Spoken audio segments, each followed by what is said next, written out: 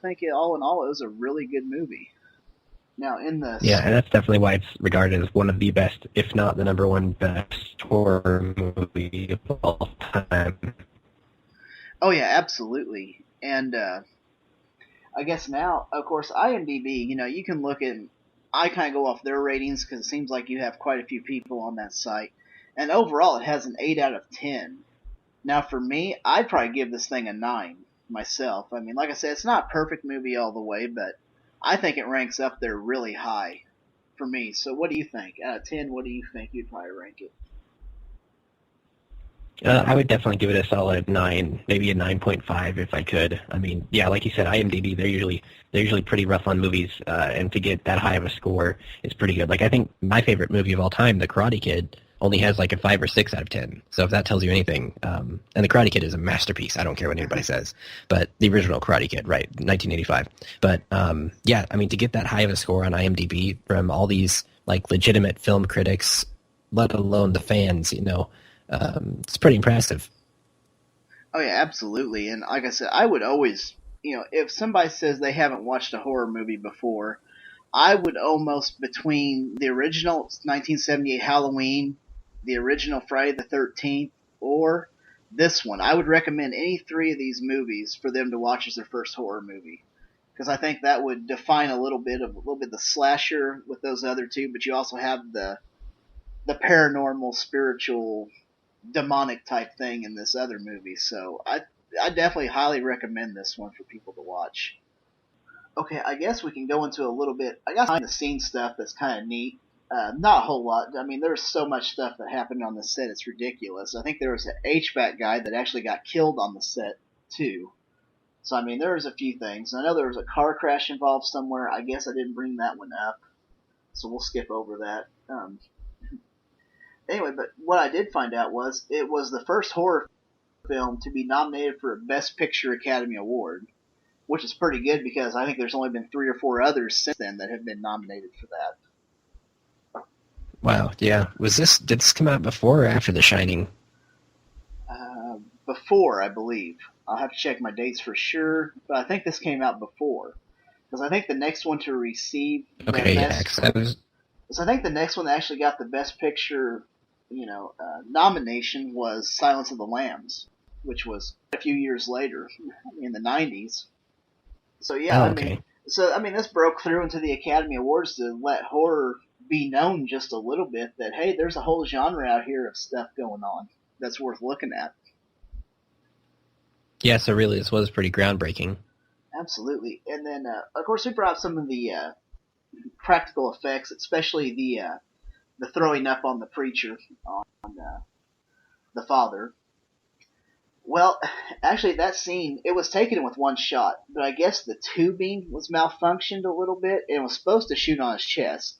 Well, it malfunctioned, it actually shot on his face, and so when they shot that, I mean, the look on his face is real.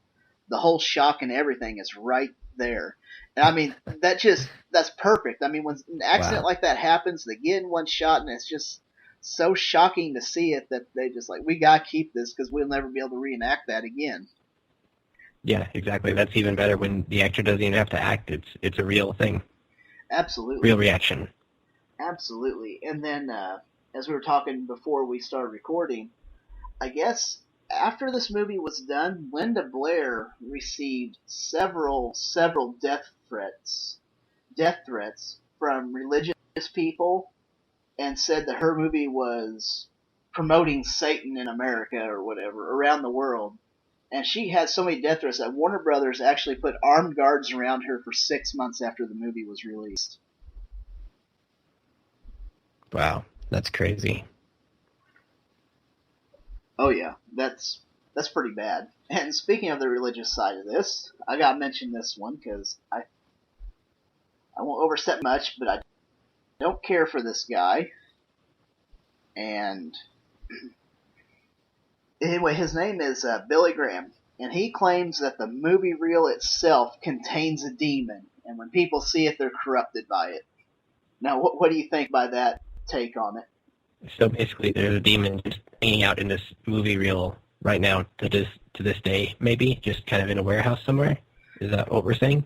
Yeah, like the Indiana Jones warehouse where they put all the hidden objects and cursed objects and relics and stuff. It's probably sitting in that warehouse by itself too.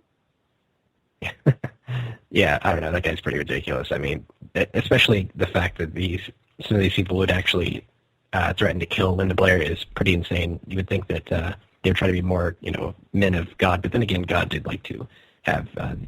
Actually, I'm not going to go into it. No, they just, I don't know. yeah, People need to chill out and realize it's a movie. yeah, absolutely, they really do. And a couple of other things I had here: the bedroom scene or the set, I should say, they actually kept it refrigerated at freezing temperatures to give the frost look in there. And actually, it would get so cold that actually frost and snow would form, and they'd have to stop and clean it up and reset and do more. I mean, so they went under extreme conditions to film this movie, just to get a few scenes like that. Yeah, that's pretty crazy. It's borderline, method acting practically. That adds another realism to it. I mean, the actors are actually experiencing that, going on, so it helps. Oh yeah, and then the last thing that I kind of want to hit on to see is this movie actually literally terrified people in the theaters. There was incidents where people would leave the theater, they were physically ill by it, they were shaken, they were scared, and some people even fainted in the movie and had to be taken out and taken to a hospital to make sure they were okay. I mean, that's just a huge impact and really shows the way our society was back in the time, because now, if you see this movie now, such as if the 13, 14, or 15-year-old sees this movie for the first time, and nowadays, considering what they've seen, it probably wouldn't have the same effect like it did back then. Yeah, probably not. I mean, people have been kind of programmed or accustomed to seeing this sort of thing. But yeah, back then especially, I mean, this was at the height of a lot of different things going on in the world. And so I think even with it being kind of a highly religious culture to begin with, this just reinforced that even more. Oh yeah, absolutely. I mean, this movie, it seemed like it had a real big effect on people, and it shocks me how much effect it had. I mean, just to see, there's YouTube videos you can look up and see just these people talking about how terrified they were. And then there's a few of them on there saying, "Oh no, it's a really good movie. I had no problems with it." But even then, I mean, but that was huge promotion for the movie. And I think at that time in the 70s, it was one of the only ones that they had to show every hour on the hour because they were selling so many tickets in these theaters. It was ridiculous. Yeah. I mean, whatever it takes. Oh yeah, absolutely. And I think the only other movie that was doing it at the time was Star Wars Episode 4: New Hope. Now they were doing that with that one because it was such a big hit at the time. But I mean, just to think that there's people lined up outside ready to see this movie, but they're having to show every hour, but selling out every showing is that's pretty good. I mean, we don't see that very often anymore, No, if especially it, yeah, especially for a horror movie. We don't. yeah, and if it did that now, I mean, it would break box office records. I mean, it would make that much money. I mean, I know the currencies and values were different back then, so obviously it's not going to be quite the same. But if that happened nowadays, I can only imagine. Oh I mean, you'd yeah. probably get like 7 or 8 sequels too. Knowing today's world.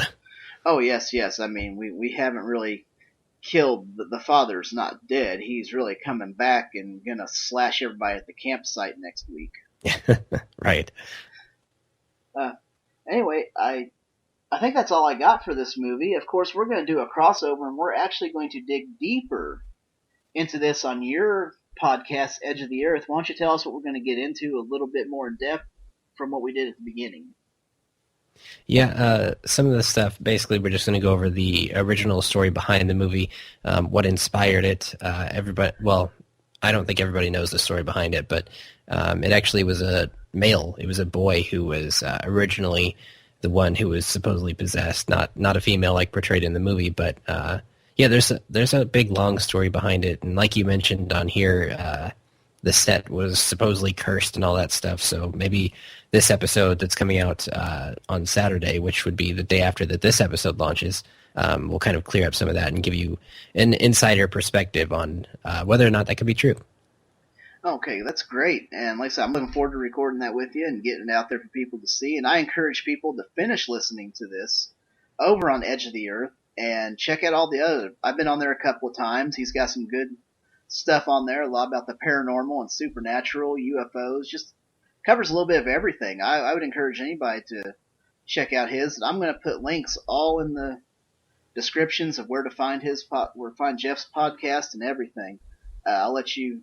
You have anything you want to promote, put out there, anything like that? Yeah, sure. People can go and find me on Twitter at JeffJarman55, also at EOTE Podcast. Those are both the Twitter accounts, and also you can just go to our website, which is probably the easiest. It's www.jeffjarman.tk, and that's JARMAN on the last name, jeffjarman.tk. And that also has all the Fright Corner episodes. It has all the Edge of the Earth episodes, and a lot of YouTube videos if you're into gaming, any of that stuff. Tons of stuff there. So check it out and let us know what you think on Twitter. Yes, absolutely. So I encourage everybody to reach out to us, especially I'd like to hear some more comments, like to see some reviews put up on iTunes anyway. That'd be great to know, to see how everybody thinks of it. And, of course, as always, I'll put my links in there, and I'm still kind of looking for the idea of maybe having a regular co-host. I enjoy having Jeff on, but, of course, he has his own podcast, and we're toying around with even doing a second one, so we've got quite a bit on our plate right now, so... like I said, I definitely would like to see if there's anybody else that wants to come on and just share their love of horror with us. So remember, as always, keep horror alive and watch something that scares you. And I'll see you next time right here at the Fright Corner.